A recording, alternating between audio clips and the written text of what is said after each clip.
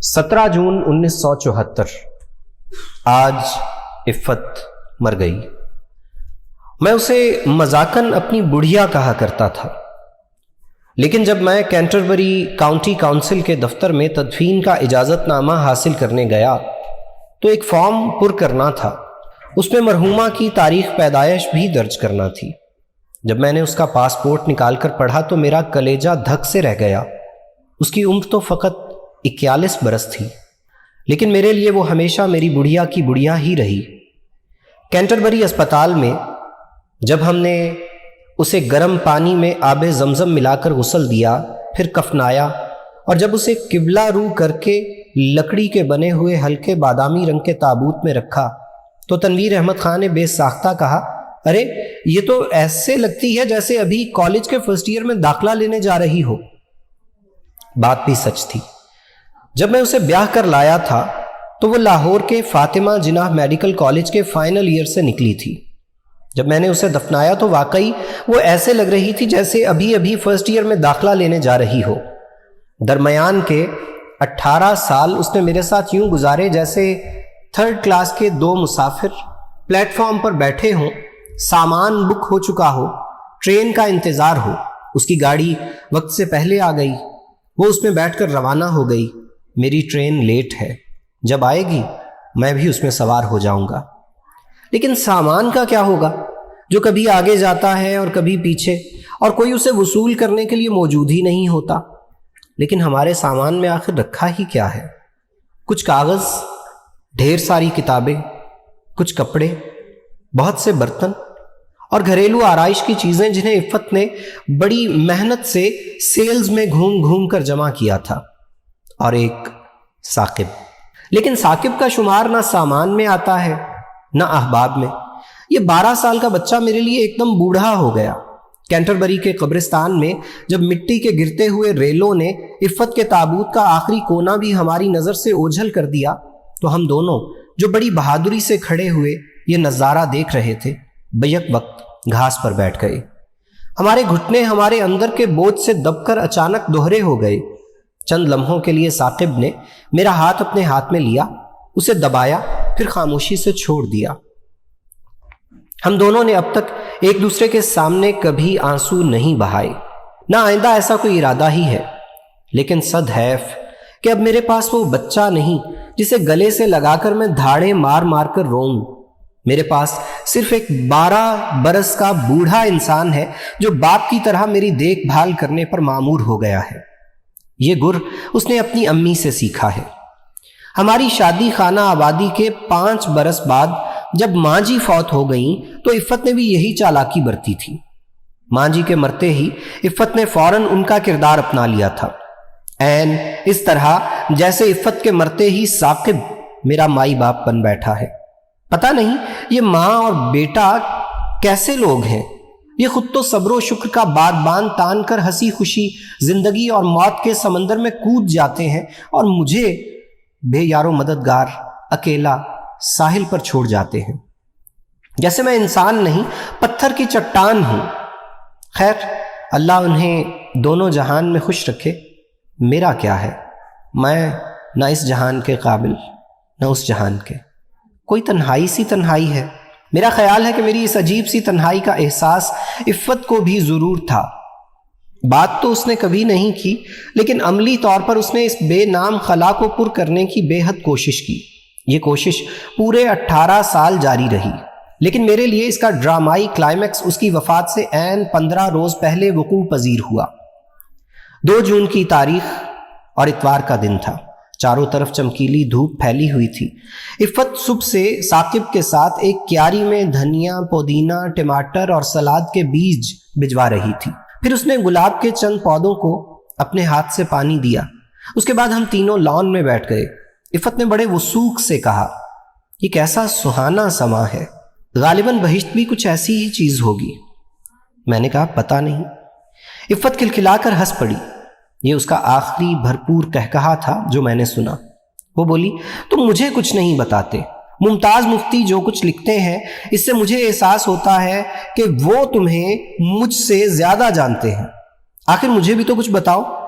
میں نے کہا تم ممتاز مفتی کو جانتی ہو، بہت بڑا افسانہ نگار ہے، جو جی میں آئے لکھتا رہتا ہے۔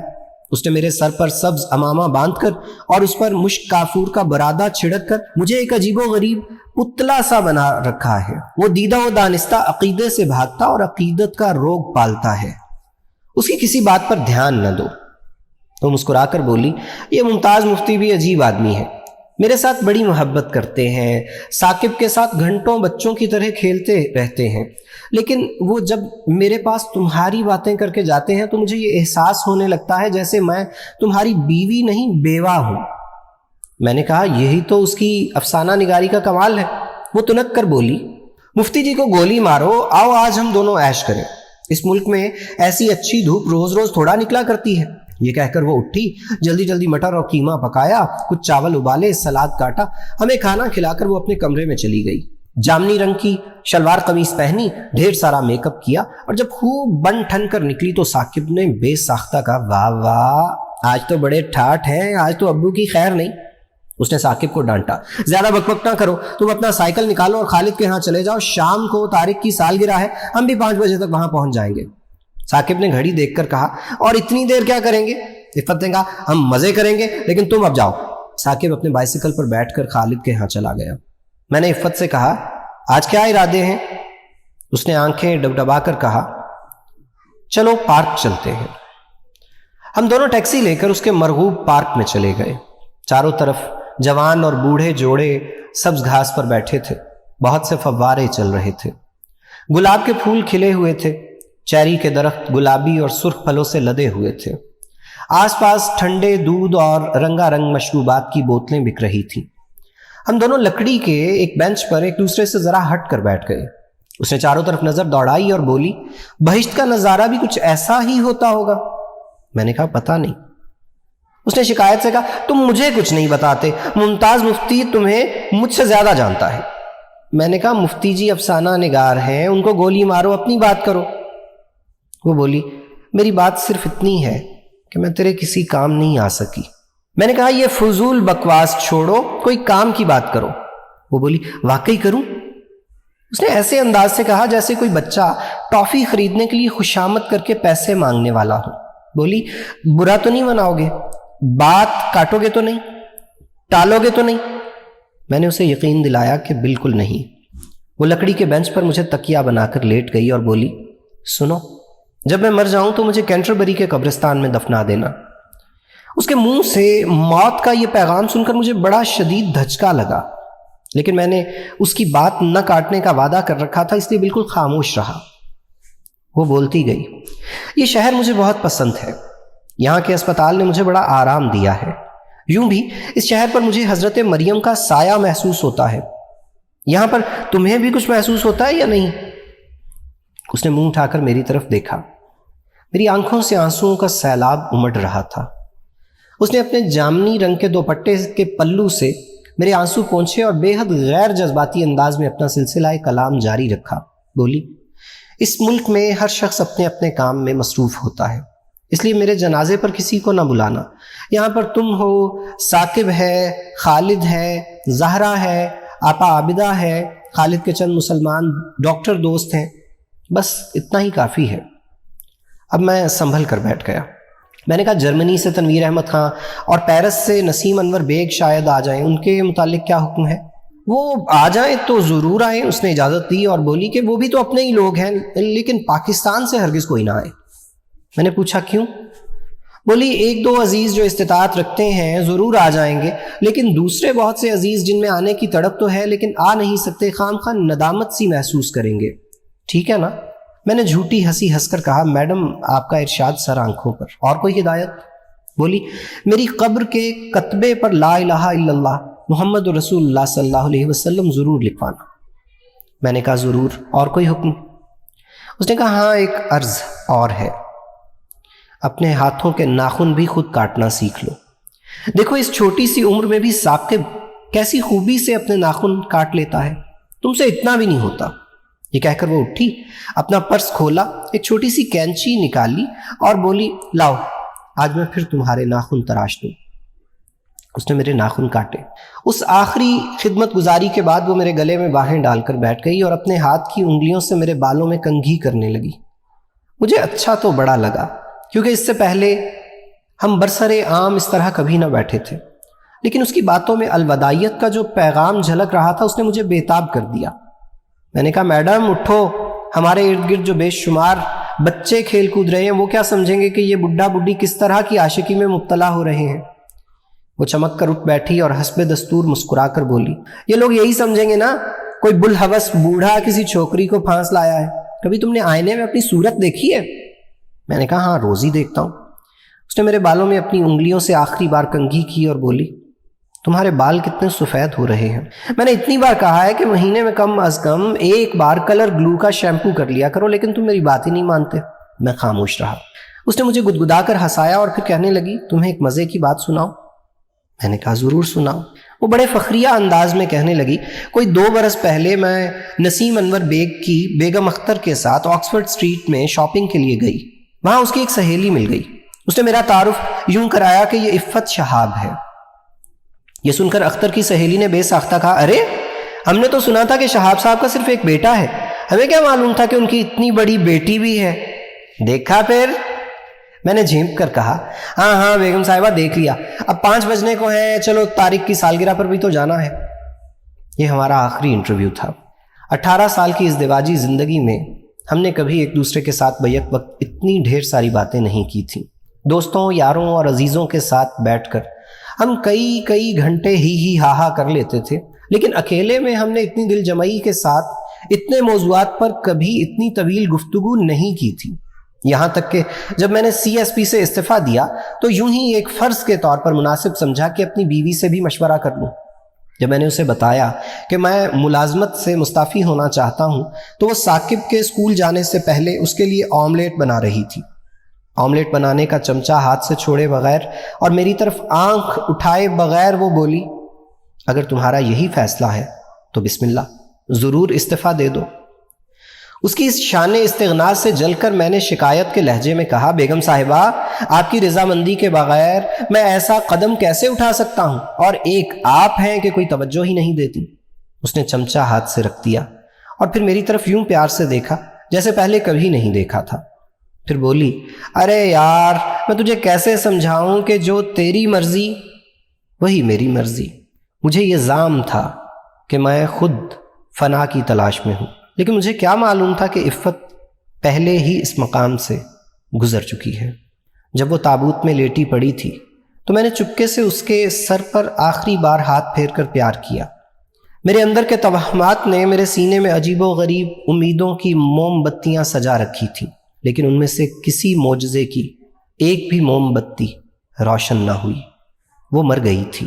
ہم نے اسے قبرستان میں لے جا کر دفنا دیا، باقی اللہ اللہ خیر صلی۔ یوں تو آپس کی روٹ راٹ، چھوٹی موٹی ناراضگیاں اور باہمی شکر رنجیاں ہمارے درمیان درجنوں بار ویسے ہی ہوئیں جیسے ہر میاں بیوی کے درمیان ہونا چاہیے، لیکن ہماری اصلی بڑی لڑائی صرف ایک بار ہوئی۔ اسلام آباد میں میں نے اپنے ڈرائنگ روم کے لیے قالین خریدنا تھا۔ میں نے بڑے شوق سے ایک قالین پسند کیا جس کی زمین سفید اور درمیان میں رنگین پھول تھے۔ عفت نے اسے فوراً یوں مسترد کر دیا جیسے وہ کسی چالاک سبزی فروش کو الٹے ہاتھوں باسی پالک، مولی، گاجر اور گوبھی کے پھول لوٹا رہی ہو۔ مجھے بڑا رنج ہوا۔ گھر آ کر میں نے سارا دن اس سے کوئی بات نہ کی۔ رات کو وہ میرے پہلو میں آ کر لیٹ گئی اور اپنے دونوں ہاتھ میرے گالوں پر رکھ کر کہنے لگی، دیکھ تیرا منہ پہلے ہی بڑا گول ہے، جب تو ناراض ہوتا ہے تو یہ اور بھی گول مٹول ہو جاتا ہے، آج بھلا تو اتنا ناراض کیوں ہے؟ میں نے قالین کی بات اٹھائی۔ اس نے کہا، قالین تو نہایت عمدہ ہے لیکن ہمارے کام کا نہیں ہے۔ میں نے پوچھا کیوں؟ بولی، دراصل بات یہ ہے کہ جن لوگوں کے لیے یہ قالین بنا ہے ان میں سے کوئی بھی ہمارے ہاں نہیں آتا۔ میں نے تلخی سے دریافت کیا، کیا مطلب؟ وہ اٹھ کر بیٹھ گئی اور اسکول کی استانی کی طرح بڑی وضاحت سے گن گن کر سمجھانے لگی کہ ہمارے ہاں ابن انشاء آتا ہے، وہ پھسکڑا مار کر فرش پر بیٹھ جاتا ہے، ایک طرف مالٹے دوسری طرف مونگ پھلی، سامنے گنڈیریوں کا ڈھیر۔ جمیل الدین عالی آتا ہے، آتے ہی فرش پر لیٹ جاتا ہے اور سگریٹ پر سگریٹ پی کر ان کی راکھ ایش ٹرے میں نہیں بلکہ اپنے ارد گرد قالین پر بکھیرتا ہے۔ ممتاز مفتی ایک ہاتھ میں کھلے پان اور دوسرے ہاتھ میں زردے کی پڑیا لیے آتا ہے۔ اشفاق احمد قالین پر اخبار بچھا کر اس پر تربوز چیرنا پھاڑنا شروع کر دیتا ہے۔ ملتان سے ایثار رائی، آم اور خربوزے لے کر آئے گا۔ ڈھاکے سے جسیم الدین کیلے اور رس گلوں کی ٹپکتی ہوئی ٹوکری لائے گا، اور وہ یہ سب تحفے لا کر بڑے تپاک سے قالین پر سجا دیتے ہیں۔ سال میں کئی بار سید ممتاز حسین شاہ BA 60 سال کی عمر میں MA انگلش کی تیاری کرنے آتا ہے اور قالین پر فاؤنٹین پین چھڑک چھڑک کر اپنی پڑھائی کرتا ہے۔ صرف ایک راجہ شفیع ہے، جب کبھی وہ مکئی کی روٹی، سرسوں کا ساگ اور تازہ مکھن اپنے گاؤں سے لے کر آتا ہے تو آتے ہی انہیں قالین پر نہیں انڈیلتا، بلکہ بڑے قرینے سے باورچی خانے میں جا کر رکھ دیتا ہے، کیونکہ وہ نہ شاعر ہے نہ ادیب، فقط ہمارے دوستوں کا دوست ہے۔ بات بالکل سچ تھی، چنانچہ ہم نے ایک نہایت میل خوردہ قالین خرید کر آپس میں صلح کر لی۔ عفت کو میرے دوستوں کے ساتھ بڑا انس تھا، وہ ادیب پرست بھی تھی اور ادب شناس بھی۔ شاہ نامہ اسلام کے سینکڑوں اشعار اسے زبانی یاد تھے۔ حفیظ جالندھری کا وہ اپنے باپ کی طرح ادب کرتی تھی۔ جوش صاحب کی یادوں کی برات کی بھی مداح تھی۔ ایک روز میں نے کہا، میں جوش صاحب کی طرف جا رہا ہوں، آؤ تم بھی ان سے مل لو۔ اس نے کہا، تم جاؤ، میرے لیے جوش صاحب کے دور کے ڈھول ہی سہانے ہیں۔ یحییٰ خان کے زمانے میں جب ہم انگلستان کے ایک چھوٹے سے گاؤں میں خاموشی سے اپنے دن گزار رہے تھے تو فیض احمد فیض لندن آئے۔ وہاں سے انہوں نے مجھے ٹیلی فون کیا کہ میں کل تمہارے پاس آ رہا ہوں، دوپہر کا کھانا تمہارے ہاں کھاؤں گا۔ عفت نے بڑا اچھا کھانا بنایا۔ سردیوں کا زمانہ تھا، شدید برف باری ہو رہی تھی۔ لندن سے ہمارے ہاں آنے کے لیے 1 گھنٹہ ریل کا سفر، اس کے بعد 1.5 گھنٹہ بس کا سفر، اور پھر کوئی 15 منٹ پیدل۔ 2:30-3 بجے جب فیض صاحب گھٹنے گھٹنے برف میں دھنستے دھنساتے افتاؤ خیزاں ہمارے ہاں پہنچے تو عفت کی آنکھیں نمناک ہو گئیں۔ کھانا گرم کرتے ہوئے اس نے میرے دونوں ہاتھ اپنے ہاتھوں میں لیے اور بڑی عقیدت سے کہنے لگی، ہم کتنے خوش نصیب ہیں۔ میں نے پوچھا، وہ کیسے؟ بولی، ہمارے دور کا اتنا بڑا شاعر ایسے خراب موسم میں اتنی دور تم سے ملنے آیا ہے۔ میں نے کہا، یہ فیض صاحب کی مروت ہے۔ اس نے مجھے ٹوکا، مروت نہیں، یہ ان کی عظمت اور سخاوت ہے۔ ہمارے اچھے سے اچھے دنوں میں اس کا ایک مرغوب مصرع یہ تھا، رہیے اب ایسی جگہ چل کر جہاں کوئی نہ ہو۔ اس پر اس نے غالباً اپنی طرف سے دوسرا مصرع یہ گانٹ رکھا تھا کہ نہ زمیں ہو نہ زماں ہو، آسماں کوئی نہ ہو۔ بیماری کے دنوں میں وہ بار بار یہ شعر پڑھا کرتی تھی، ابن مریم ہوا کرے کوئی، میرے دکھ کی دوا کرے کوئی۔ اپنی 3 سال کی بے وطنی کے زمانے میں ہمیں اکثر اوقات مالی تنگیوں کا سامنا کرنا پڑا۔ ایک دفعہ جب ہم تیسری چوتھی بار نقل مکانی پر مجبور ہو گئے تو اس نے بڑی محنت سے ہمارا سامان باندھا۔ اس کی تھکن اس کے بند سے یوں ٹپک رہی تھی جیسے شدید بارش کے بعد ٹوٹی ہوئی چھت ٹپکنے لگتی ہے۔ میں نے اس کے پاؤں دبا کر کہا، عفت، میری وجہ سے تمہیں کس قدر تکلیف ہو رہی ہے۔ ماں جی کی طرح وہ کبھی کبھی مجھے لاڈ میں آ کر کوکا کہا کرتی تھی۔ بولی، ارے کوکے، میں تو تیرے ساتھ بہت خوش ہوں، لیکن بیچارے ثاقب پر ترس آتا ہے۔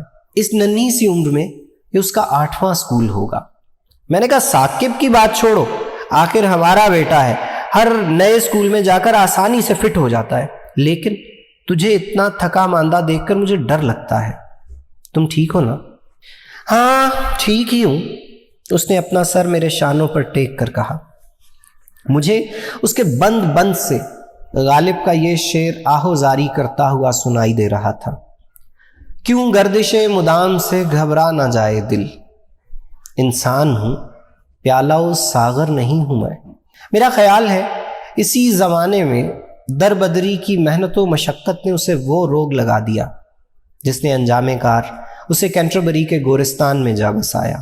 یہ خیال اب ہر وقت احساس جرم کا تازیانہ بن کر میرے ضمیر پر بڑے بے رحم کوڑے مارتا ہے۔ اب میں کیا کروں؟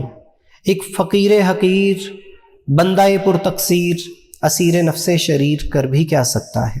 جی چاہتا ہے خاک سے پوچھوں کہ اے لئیم، تو نے وہ گنجھائے گراں مایا کیا کیے۔ یہاں پہ شہاب صاحب نے اس شعر کو یوں ہی لکھ رکھا ہے، ورنہ مشہور تو یہ یوں ہے کہ مقدور ہو تو خاک سے پوچھوں کہ اے لئیم، تو نے وہ گنجھائے گراں مایا کیا کیے۔ جی ناظرین، تو یہ تھے قدرت اللہ شہاب کے اپنی اہلیہ عفت شہاب کے حوالے سے انتہائی جذباتی تاثرات۔ اپنی بیگم کے انتقال پہ انہوں نے 3 نظمیں بھی کہی تھیں. آئیے ان میں سے ایک نظم بھی آپ کو سناتے ہیں. نظم کا عنوان ہے نیا گھر. ایک نیا گھر بسا لیا تو نے، ہم سے دامن چھڑا لیا تو نے. دل کی دنیا میں حور ہے نہ قصور، دعویٰ بے رنگ دار بے منصور. خالی خالی سی رات کی باہیں، شیشہ بے آب چاندنی بے نور. جانے کیا کیا چرا لیا تو نے، ایک نیا گھر بسا لیا تو نے. چھا گئے ظلمتوں کے لات و منات، کیا ہوئی کائنات ذات و صفات. بے عصا طور پہ کھڑا ہے کلیم، نہ جستجو نہ تجلی نہ آرزو نہ بات. کچھ تو ہے جو اڑا لیا تو نے، ایک نیا گھر بسا لیا تو نے. تازہ تازہ سی تیرگی کا سما، میٹھی میٹھی سی آگ ہلکا دھواں. موتیوں کی لڑی میں تنہائی، سنگریزوں میں گمشدہ سا نشاں. ڈھونڈا میں نے تھا پا لیا تو نے، ایک نیا گھر بسا لیا تو نے. موج در موج خاک کا انبار، مور و ملخ و ملائکہ کی قطار. ایک تابوت نقد جاں کے عوض، ڈولی دلہن کی ساتھ 4 کہار. راز جینے کا پا لیا تو نے، ایک نیا گھر بسا لیا تو نے. کیا وہاں بھی فساد اٹھتے ہیں، آگ لگتی ہے سانس گھٹتے ہیں. کیا وہاں بھی برات آئی تھی، کیا وہاں بھی سہاگ لٹتے ہیں. جانے کیا کیا پتا لیا تو نے، ایک نیا گھر بسا لیا تو نے. خیر تیری تیرے مکاں کی خیر، تہمت آرزوئے جاں کی خیر. ہم تو پھر بھی زباں رکھتے ہیں، یا خدا میرے بے زباں کی خیر. ایک نیا گھر بسا لیا جس نے، ہم سے دامن چھڑا لیا جس نے.